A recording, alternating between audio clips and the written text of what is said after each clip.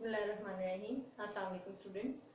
Students, today we are going to start a very general topic which is very much easy in this chapter. और ये आप अपने own words में भी इसको लिख सकते हैं. सिर्फ आपको जो ranges हैं और उनकी perfect figure मालूम हो तो बाकी you can write it on your own. तो क्या टॉपिक है? टॉपिक का नाम बहुत ही जिसपे आप इंग्लिश का ऐसे भी लिखते हैं, नॉइज पोल्यूशन. नॉइज पोल्यूशन को डिस्कस करने से पहले हम कुछ साउंड के इफेक्ट्स को एक्सप्लेन करते हैं कि साउंड हमारे ईयर पे दो तरह के इफेक्ट, कोई भी चीज आपको दो तरह के इफेक्ट देगी, या तो अच्छा या बुरा. If it is pleasant to your ears then it is music, fine. या कुछ अच्छा जो आपको लगे वो म्यूजिक है, और जो आपके ईयर को डिस्टर्ब करे या जर्किंग हो या स्पार्किंग हो या कुछ इस तरह का, तो वो सारा क्या है? That is noise. ठीक है. अब हमें नॉइज का पता चल गया और म्यूजिक का पता चल गया, और ऑब्वियसली इन दोनों के सोर्सेस का भी पता है कि नॉइज कहाँ से प्रोड्यूस होती है और म्यूजिक कहाँ से प्रोड्यूस होता है. सोर्सेज म्यूजिक की डिफरेंट इंस्ट्रूमेंट्स हैं, जैसे piano, guitar, violin. These are the instrument which produce the music. और नॉइज आपको पता है कि जो अगर आप डिस्टर्बिंग फील कर रहे हैं तो टीवी की आवाज भी आपको ऐसा नॉइज लगेगी. और फिर उसके अलावा जो है वो ट्रैफिक का जो है वो पोल्यूशन है, वो भी जो है वो हॉर्न्स वगैरह, ये सारे किस कैटेगरी में आ जाते हैं? These are all are noise and they produce unpleasant effect on in your ears. और इन दोनों का अमूमन डिफरेंस आ जाता है. write the difference between noise and music. ठीक है. तो इसके डिफरेंस में, क्योंकि हमेशा डिफरेंसेस या इस तरह के शॉर्ट में आएंगे तो 2 मार्क्स के लिए, लॉन्ग में आएंगे तो 4 के लिए. तो शॉर्ट में जब 2 के लिए आएंगे तो you have to give the 2 best, और जबरदस्त से 2 पॉइंट्स आपने उसको देने होंगे. एक तो डेफिनेशन, अगर डेफिनेशन है you have to give the definition. उसके अलावा कोई एग्जांपल है या कोई उसके अलावा उसका फॉर्मूला है, यूनिट है, you have to give that. तो अगर हम नॉइज और म्यूजिक की बात करें तो इनमें डिफरेंस आए तो you have to give the definition. Second point में you have to give the example of both these. ठीक है, जो कि हमने डिस्कस करी. तो नॉइज पोल्यूशन में हमने पढ़ा, पहले तो पढ़ा कि हमारे पास जो है वो इफेक्ट कौन कौन सा आता है. हमारे ईयर पे साउंड किस किस तरह का इफेक्ट, अगर प्लेजेंट इफेक्ट प्रोड्यूस करती है तो वो साउंड म्यूजिक कहलाती है. अगर अनप्लेजेंट और अनबेरेबल इफेक्ट को प्रोड्यूस करती है तो these sounds are called noise. Now come to the negative effect of noise. Obviously noise पहले ही हमें डिस्टर्ब कर रही है. उसकी डेफिनेशन से हमने पढ़ा कि डिस्टर्बिंग और अनप्लेजेंट इफेक्ट जो प्रोड्यूस कर रही है दैट इज कॉल्ड नॉइज. तो अब ऑब्वियसली ये पॉजिटिव इफेक्ट तो हमारी बॉडी पे डालेगी नहीं, क्योंकि सबसे पहले ही बायोलॉजिकल भी आप पढ़ें तो जो चीज आपको डिस्टर्ब करती है वो आपकी सेहत पे भी कोई अच्छा असर नहीं डालती. तो इसी तरह ये सबसे पहले तो आपका जो है वो ईयर्स के लिए, जो अगर आप नॉइज पोल्यूशन में बहुत ज्यादा रह रहे हैं तो आपकी ईयर्स पे बहुत ज्यादा बुरा इफेक्ट डालती है. उसके अलावा फिर ब्रेन डैमेज करती है. Second, thirdly, it become the cause of the depression also. और इस तरह से जो है वो बहुत सारी जो है वो, और मेडिकल की फील्ड से अगर आप पढ़ें तो बहुत सारी बीमारियों का ये जो है वो कॉज बनता है. Then comes to the method to reduce the noise pollution. Okay, now first of all हमें पता ये होना चाहिए कि 2 फैक्टर्स हैं जिनकी जो बेस बनते हैं नॉइज पोल्यूशन का. नंबर 1 कि हमारी नॉइज जो है वो उसकी, या जो भी साउंड प्रोड्यूस हो रही है जो कि नॉइज क्रिएट कर रही है, वो साउंड उसकी इंटेंसिटी रेंज क्या है, नंबर 1. नंबर 2 उसका ड्यूरेशन क्या है.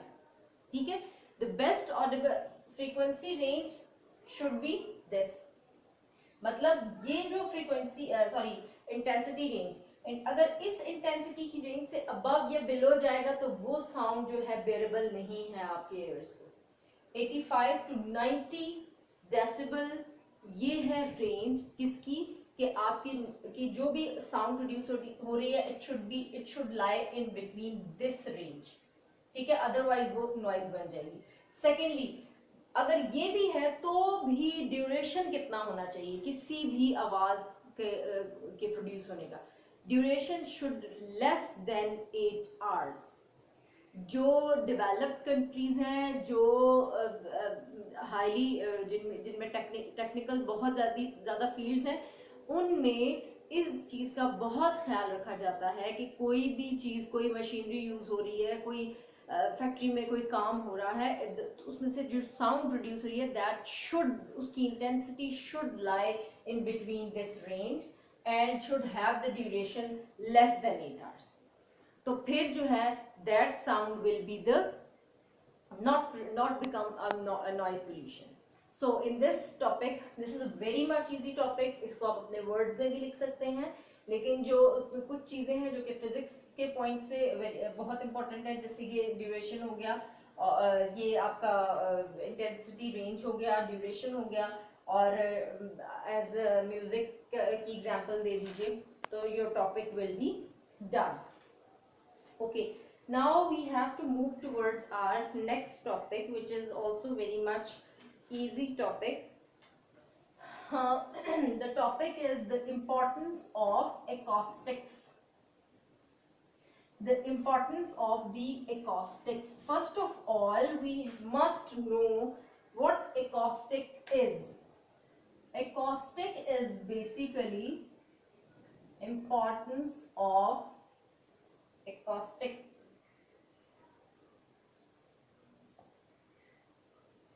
importance of acoustics, मैंने शॉर्ट में ही लिख दिया, ठीक है। Importance of acoustics is that first of all we must know what acoustic is. Acoustic surface is that surface जिस पे जब कोई आपकी साउंड हिट करती है, ठीक है, तो वो साउंड वो सरफेस ऑब्जर्व कर ले, ठीक है, और उस साउंड को न बाहर जाने दे उस एरिया से और न बाउंस बैक होने दे। अगर मैं एग्जांपल आपको थर्मस की दूं, ठीक है, थर्मस में क्या होता है, आप चाय या बॉइल वाटर या व्हाटएवर जो आप डालते हैं, ठीक है, अब उसमें अब वो क्योंकि उसकी सरफेस रिफ्लेक्टिंग होती है तो वो बाउंस बैक तो कर देता है, लेकिन हीट को बाहर नहीं जाने देता, ठीक है। इसमें सिर्फ डिफरेंस ये है कि ये रिफ्लेक्ट भी नहीं करता, कि ये सरफेस साउंड को रिफ्लेक्ट भी नहीं करती, लेकिन थर्मस हीट को रिफ्लेक्ट कर देता है, ये साउंड को रिफ्लेक्ट भी नहीं करने देती और बाहर भी नहीं जाने देती, ऑब्जर्व कर लेती है, ठीक है। और ये जो सरफेस है it is kind of a porous surface, इसके अंदर पोर्स होते हैं, ठीक है, पोर्स छोटे छोटे होते हैं ताकि उसके अंदर जो है वो डाइजेस्ट कर जाए जो आपकी साउंड आती है और वो बाउंस बैक ना, ठीक है। फर्स्ट ऑफ ऑल acoustic की हमने definition लिखी, you have to, first point is definition of acoustic, then you have to come towards the importance, कि वो हम यूज क्यों करेंगे, ठीक है, वो हम यूज करते कहाँ हैं और क्यों करेंगे। दोबारा से मैं acoustic की definition बताती हूँ, the surface which the kind of porous surface which absorb the incoming sound and unpleasant incoming sound, ठीक है, वो जो हमें अच्छी नहीं लगती वॉइस जो कि नॉइज क्रिएट कर सकती है और उस वॉइस को हम चाहते हैं कि वो रिमूव हो जाए किसी भी जो है वो सिचुएशन से, तो वहां पर हम जो है वो यूज करते हैं एकॉस्टिक्स। तो अब क्वेश्चन अराइजेस कि कौन सी ऐसी जगह है जहां पर हमें नॉइज नहीं चाहिए और हमें एक्स्ट्रा नॉइजेस को एब्जॉर्ब करवाना है और हमने खुद भी वहीं स्टे करना है। तो एग्जाम्पल हम ले लेते हैं आपके ऑडिटोरियम्स में, बहुत बड़ा होता है किसी भी स्कूल, जब जो सबसे बड़ा स्कूल का या कॉलेज का प्लेस होता है वो उसका ऑडिटोरियम ही होता है, क्योंकि वहां पर बहुत सारी कॉन्फ्रेंसेज और बहुत सारे जो है वो डिबेट्स वगैरह होती हैं। तो उसमें आपका क्या है कि अगर एकॉस्टिक उसकी वॉल, उसका फ्लो, उसका जो है सीलिंग सब एकॉस्टिक से ही सरफेस से ही कवर किया जाता है ताकि बाउंस बैकिंग कम से कम हो, इको कम से कम प्रोड्यूस हो। क्योंकि देखिए अगर ये आपका दिस इज योर ऑडिटोरियम और यहाँ से कोई स्पीकर है तो ये भी आएगी आवाज, टकराएगी आएगी, टकराएगी आएगी, ठीक है, तो वो एक आवाज 3-4 दफा आपको मुख्तलिफ जो है वो एंगल से सुनाई देगी तो कुछ समझ नहीं आएगा, ठीक है। तो सारे प्रॉब्लम से डील करने के लिए उस पूरे ऑडिटोरियम को, सीलिंग भी उसकी वॉल्स भी, उसको एकॉस्टिक लेयर से कवर कर दिया जाता है, तो so that we can hear the debate और whatever happening very properly. ठीक है, that was the importance of acoustics. अच्छा जी, then we have to move. और पोरस इसलिए होता है कि वो अगर हार्ड आपका सीलिंग होगी, लाइक फॉर एग्जांपल अगर आप नहीं यूज करते, वो सीमेंटेड जो है सीलिंग है और वॉल्स है, वो ऑब्वियसली वेरी रिजिड और हार्ड है, तो वो उससे टकराएगी और voice must come back. Porous इसलिए आप उसमें पोर्स इसलिए रखे जाते हैं ताकि वो अंदर चली जाए और एब्जॉर्ब हो जाए, वापस बाउंस बैक ना हो। Now we have to move towards a very small topic, another topic, which is the audible frequency ranges. Audible frequency ranges का मतलब ये है कि वो साउंड जो हम सुन सकते हैं उनकी कितनी फ्रीक्वेंसी होती है। Like sound must have different frequency, कुछ की फ्रीक्वेंसी ज्यादा है, कुछ की कम है, तो कौन सी ऐसी रेंज है जो कि हम सुन सकते हैं बहुत आराम से।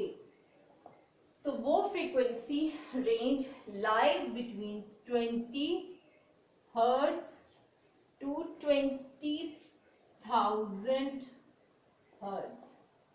This is the minimum value of the audible frequency and this is the maximum value of audible frequency। 20 hertz से नीचे अगर कोई फ्रीक्वेंसी होगी साउंड की, we can not hear it, और 20 से अबव होगी तो also we can not hear it. Above वाली को हम फिर वो जो है अल्ट्रासोनिक्स में, अल्ट्रासाउंड में जो है वो यूज कर लेते हैं। लेकिन ये जो है, ये रेंज है वो फ्रीक्वेंसी की जो ऑडिबल है साउंड की। अगर ये फ्रीक्वेंसी साउंड, अगर उसकी फ्रीक्वेंसी 20 हर्ट्ज से 20,000 हर्ट्ज होगी तो वो फ्रीक्वेंसी की रेंज ऑडिबल है। अगर 20 है तब भी, ज्यादा है तब भी, इससे बिलो होगी तो we can not hear it, और 20,000 से भी अबव होगी we can not hear it. अच्छा, नाउ क्योंकि ये जो है वो एक तरह का ह्यूमन बॉडी स्ट्रक्चर से डील कर रही है, ईयर का ताल्लुक है, तो हम ये कहते हैं कि different person by age this range में वेरी। ठीक है, मतलब छोटे बच्चे जो होते हैं they can hear up to 2000, लेकिन जब आपकी एज बढ़ती जाती है तो ये जो रेंज है ये कम होती जाती है। जो ओल्ड पीपल हैं they can not here the sound having frequency more than 15,000 hertz. ठीक है, तो जो इंसान बूढ़े हो जाते हैं अक्सर वो कम उनको सुनाई देता है। क्यों? क्योंकि फिर उनकी रेंज कम हो जाती है, क्योंकि उनकी ऑब्वियसली हर चीज जो है वो जैसे आपकी एज बढ़ती है तो उस हिसाब से जो है वो डाउन होना शुरू हो जाती है, तो आपकी हियरिंग कैपेसिटी भी जो है वो कम हो जाती है, आपकी फ्रीक्वेंसी की रेंज भी कम हो जाती है। So these were the 3 very simple and very important topic. Short questions में अक्सर इनका जो है वो इवन लॉन्ग में भी 4 मार्क्स के लिए इनका क्वेश्चन आ जाता है।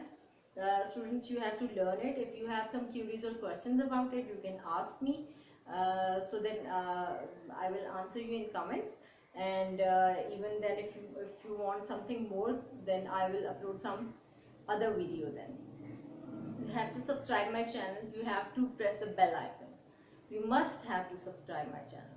Thank you very much.